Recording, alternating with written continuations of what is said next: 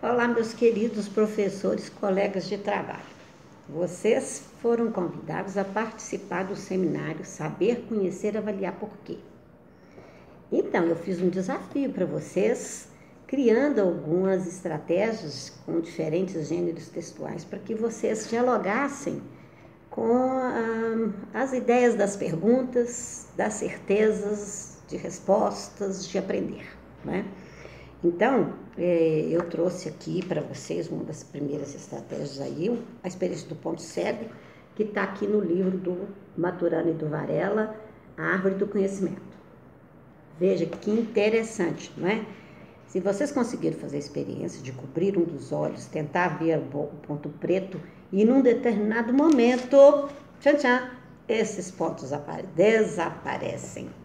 E ele, brincando com essa situação cognitiva, ele vem desconstruir o nosso mundo das certezas. Enfim, ele quer dizer que toda observação que nós fazemos, e se imaginamos ter uma clareza de uma resposta, sempre haverá uma possibilidade de novas respostas, né? Destruindo essa ideia das certezas colocadas como são. Ele não quer com isso dizer que nós vamos destruir, né, o mundo científico, com todas as verdades que eles criam, mas ao mesmo tempo instigar a nossa clareza em relação às indagações e das verdades que criamos, não é? Então, veja, eu selecionei uma parte aqui do livro para a gente ler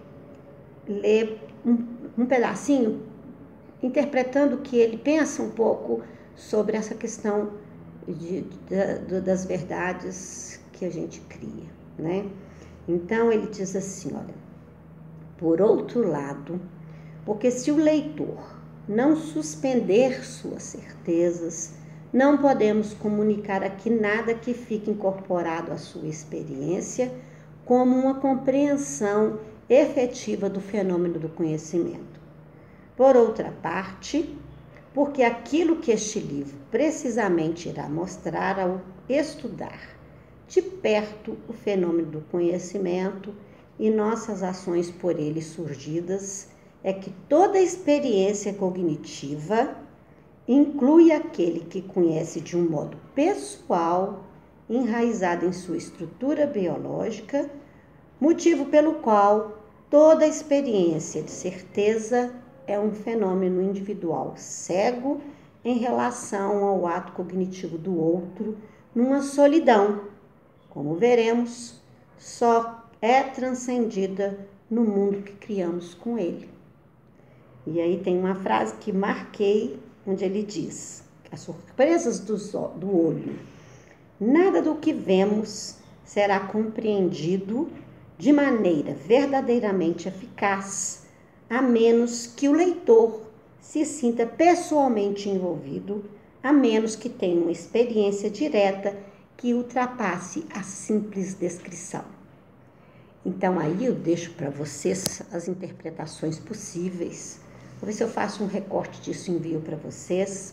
Mas o livro é todo mostrando as surpresas do olho, no sentido biológico do que ele quer dizer, mas ao mesmo tempo ele quer dizer que o seguinte: toda a nossa interpretação parte do nosso ponto de vista biológico pessoal, e ela só pode ser mudada, obviamente, do ponto de vista cultural, quando nós fazemos a mediação com o outro.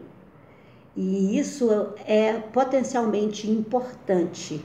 Então, essencialmente, o que ele nos diz, nós vemos pelo nosso ponto de vista pessoal, das experiências que temos. Isso é muito importante para a gente pensar a escola, não é? Quando a gente faz as nossas atividades avaliativas, que a gente quer as respostas como a gente imaginava, aí a gente tem 30 seres diferentes, com experiências diferentes, vão fazer essas leituras diferentes. Claro que a gente vai ter um rumo, mas aqui é uma experiência da reflexão, tá? A outra experiência que vocês foram levados a fazer é pensar o aprender a aprender com a experiência do mestre e o aprendiz na construção da sua obra, que seria uma obra de arte feita talhada no barro, não é? E aí, muito importante, em momento nenhum o mestre se colocou a fazer a obra. Ele se dispôs a estar próximo, a mediar essa produção, mas em momento nenhum ele fez a obra. Ele esteve próximo à obra para quando o aprendiz se sentiu desestimulado ao ver que os seus jarros estavam tortos, não seguiam uma linha imaginária como ideal, ele estava lá, não desista, continue. O processo de conhecimento não é tranquilo, é árduo, mas ele estava perto, ele conduzia, ele estava ao lado do estudante. Ele não fazia para ele não dava a resposta, ele não dava a fórmula, ele não veio com material didático pronto. Difícil isso, porque a nossa cultura é assim, mas ele quer dizer isso. E depois ele disse para nós aquela experiência, olha, quando a gente faz uma coisa própria, que é nossa, que a gente sente o prazer de ter construído isso nos dá o quê? Né? O espírito que sai de dentro para fora da emoção de produzir a obra. E depois dessa obra pronta, o que ele quer dizer quando ele sopra? Ele dá luz a essa obra. Isso é uma interpretação óbvia minha, vocês podem trazer outras. Não é isso que o Maturana disse? Cada um com as suas experiências, eu estou trazendo a minha. Pode ser que vocês tenham outras. Quando ele dá a luz, ele quer dizer, olha, esta obra vai ganhar o mundo. A luz, né, ela penetra em todos os espaços. Então agora você não terá mais o controle sobre a sua produção. Porque aí eu uso um outro autor, Roland Barthes, um francês, que fala sobre fotografia, fala sobre o texto escrito literário, sobre as obras. E o que ele diz? A leitura é a morte do autor. A tradução é a morte do autor.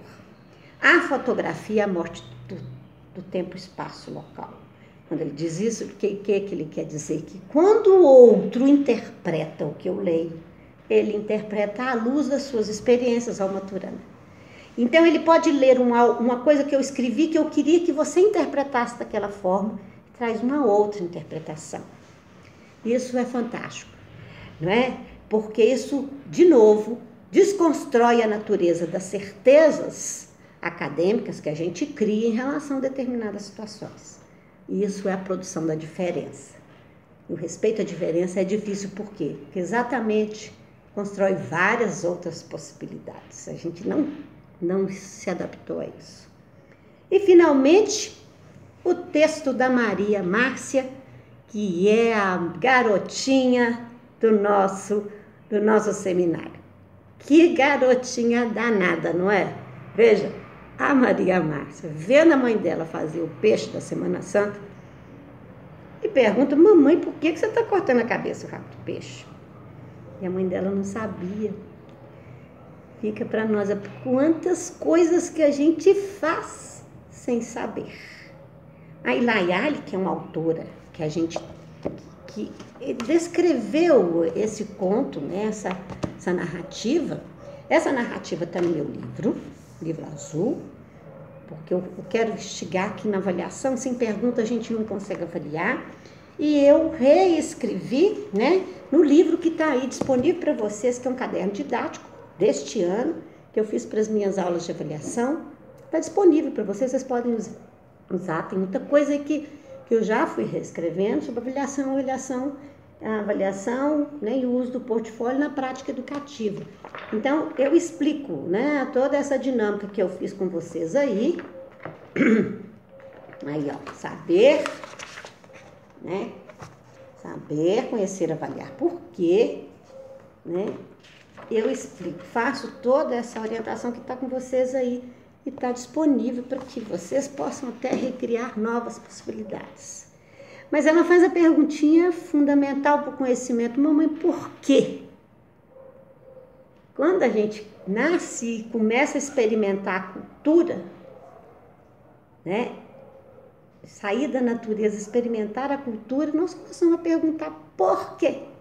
As crianças, né, os bebês de até 4 anos, eles perguntam o tempo todo.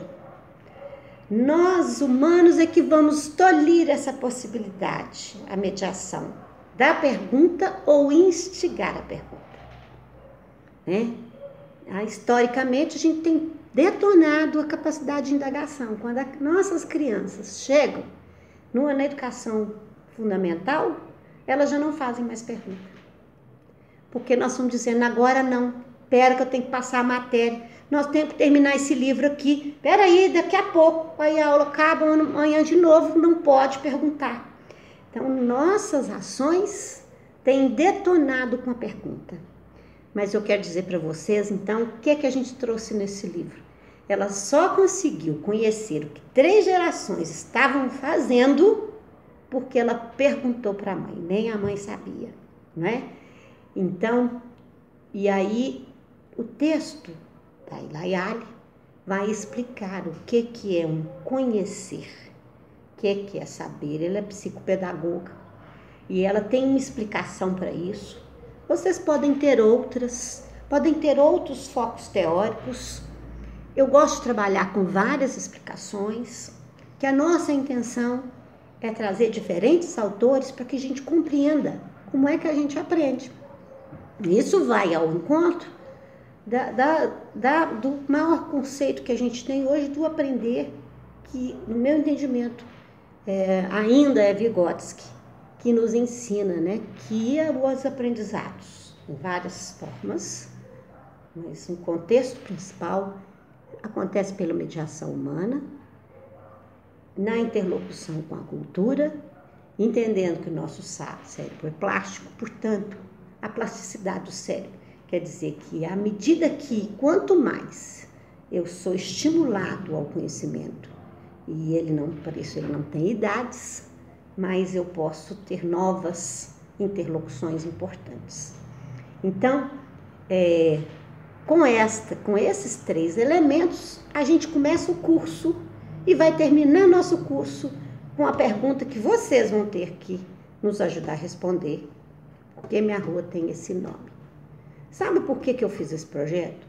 Eu vou dizer por um cômodo próprio. Eu viajo bastante, vou em cidades pequenas e também em cidades grandes, né?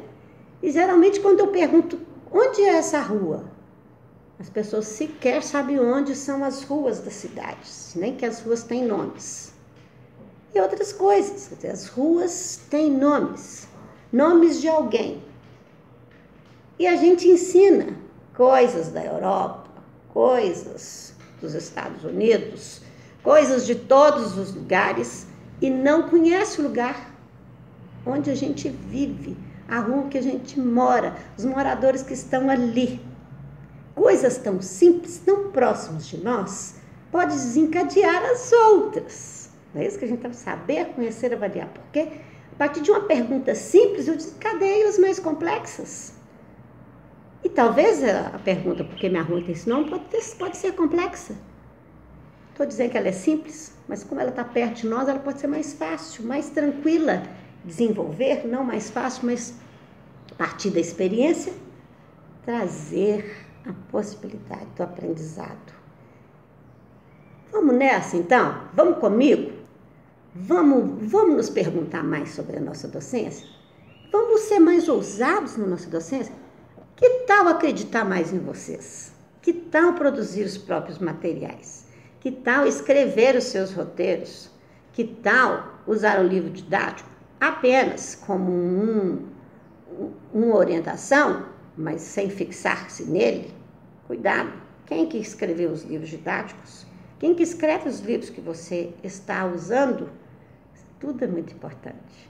Então vem comigo nesse caminho, nessa navegação de busca de novas experiências. Nós estamos numa escola muito velha, a escola que você está, o diretor, os podem não deixar você criar coisas novas. mas na sua sala de aula você pode tentar implementar. Não se deixe levar pela descontinuidade e por não acreditar em você. Você pode dizer, essa professora é louca. Olha, vou fazer os 30 anos de magistério e sempre estive em escolas hiper, mega, power tradicionais e jurássicas. Nunca deixei de implementar nenhuma estratégia inovadora porque estava numa escola jurássica, tá certo? Obviamente, sofri retaliações, sofri perseguições. Alguns momentos da minha vida já tive que tomar Rivotril, Gadernal, por conta das invejas que a gente cria com as inovações. Sabe por que a gente cria? Porque os nossos alunos nos amam. Porque eles descobrem que nós estamos os amando no sentido de que agora eu posso criar porque tem alguém que acredita em mim. E aí eles passam a nos amar. E isso causa inveja, causa problemas. Mas existe uma parte boa e essa é muito boa. A gente faz uma escola diferente e faz uma docência bacana. A gente quer voltar para a escola no outro dia porque está sendo bom, o nosso aluno gosta da gente. Sabe, quando você tem aquela docência que você acorda no outro dia, você, meu Deus, começando na segunda-feira, como é que eu vou terminar a sexta? Terrível, mas imagina que se você tem que fazer isso durante 30 anos e agora a gente não sabe quantos anos mais. O que faz a nossa profissão ser legal, no meu entendimento, pela experiência que eu tenho, é levantar a ideia gostosa do aprender. E isso não tem preço. Então, estou chamando vocês, vem comigo. É uma forma da gente fazer e gostar do que faz. E tá aí, eu estou produzindo muita coisa, estou levando para outras pessoas. Façam também. Um grande abraço.